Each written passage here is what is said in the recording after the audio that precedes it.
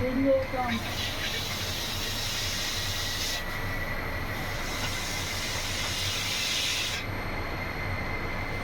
थोड़ा और अगर यही चला दे खत्म